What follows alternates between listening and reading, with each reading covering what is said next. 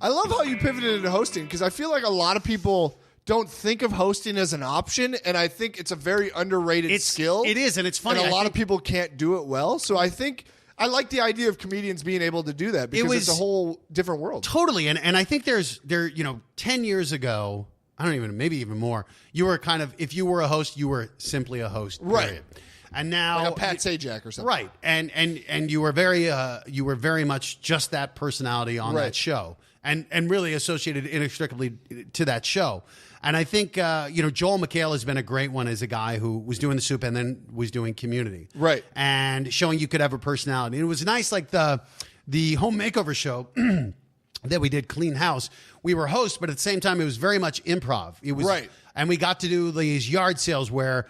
We would do, I was essentially doing like a Ron Burgundy impersonation. Sure. And we got to do these dress up things. And I'm like, fuck it, I'm going to just, and so I've still got a reel from that where it was just me doing these. I would just try to interact with people and just try to find the comedy in it.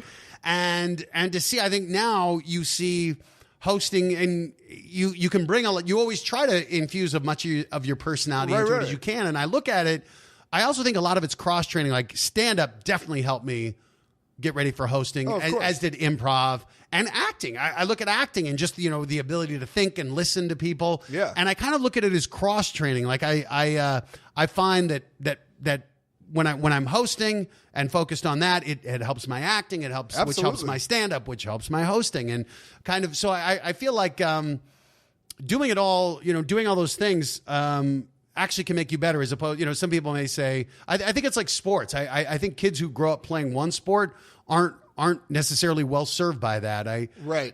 I think that you develop other athletic skills that serve you well in those other sports. So I don't know. At a certain point, I mean, I don't think I'm ever going to win an Oscar. Like I realized acting, I haven't taken acting as seriously. I've definitely focused more on the hosting and stand up, but I still enjoy doing acting because I still feel like it helps me.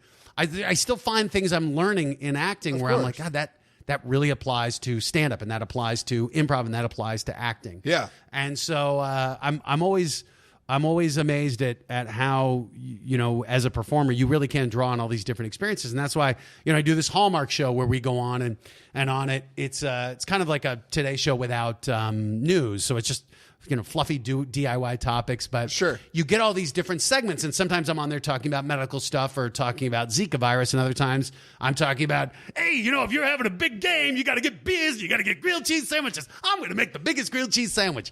And it's really fun where you're like, yeah, I'm not going to be one person, and trying to find these different elements of your personality and then finding what people respond to. Right. And looking at what you sell. I think that's, again, that goes back to being able to honestly appraise what you have and thinking, again, I know when I do dramatic scenes, I'm in my head going, all you're doing, you're so full of shit. You're trying to cry or whatever.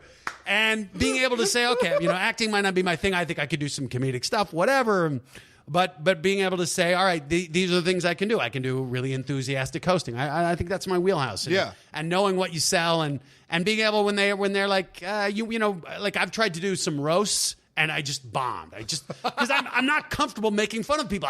I never liked being teased. I hated conflict. So I can't go up in a roast and like, yeah, look at this fat fuck. I wouldn't fuck you with B. Arthur's dick. I'm like, I can't say that. You did it, though. I can say that as a character. But like, I did a roast of Dennis Rodman and I bombed. And I was just like, because I tried to be like Jeffrey Ross and these guys who are really good at stabbing the knife in people. And I love watching it. It's just not you. I can't do it. Are you actively auditioning for acting right now, or are you in your hosting zone? I am. I mean, I'm willing to. I'm just not getting a lot of opportunities. I went out for something that was kind of a fun. Because you've been in a lot of acting.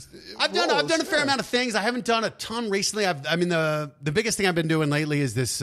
We do this undercover web series that's half hidden camera, half loosely scripted. The Undercover Cop. Yeah, and that one's getting a few bites.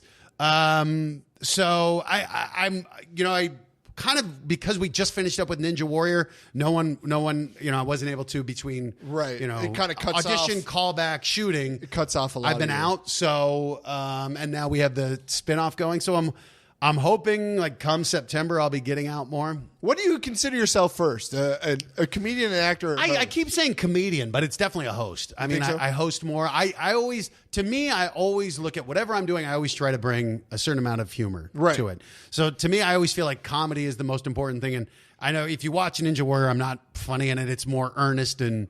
You know, I'm really in service of the show. There are stories we have to tell. Well, you're the play-by-play. Yeah, the play-by-play. Yeah, so it's a little more straight-laced, and but I still feel like I'm a comedian first. But if I'm honest about it, it's a host.